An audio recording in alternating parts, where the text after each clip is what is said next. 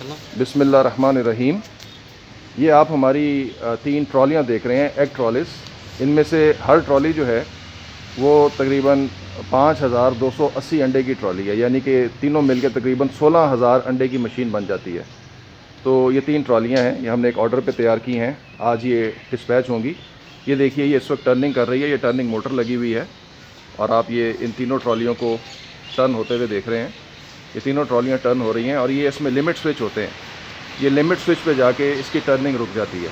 अभी आप देखेंगे इसमें ये अंडे भी लगे हुए हैं, इस ट्रे में ये टर्न हो रही हैं। हम आपको तमाम साइडों से दिखाते हैं। बड़ी मजबूत ट्रॉलियाँ बनी हैं, ये लाइफ टाइम इंशाल्लाह ये सर्विस देंगी, काम करेंगी। ये आप देख रहे हैं कि इनके अंदर ट्रेज़ लगी हुई हैं। एक मशीन के अंदर तकरीबन 60 ट्रेज़ लगती हैं। तो ये बड़ी स्लो पेस पे टर्न करती हैं ये मशीनें। ये टर्न कर रही हैं स्लोली और ये थोड़ी देर में दूसरी लिमिट पे जाके ये रुक जाएंगी। तो ये आप देख रहे हैं, ये देखिए ये टर्न कर रही है, ये भी अपने लिमिट स्विच को अप्रोच कर रही है।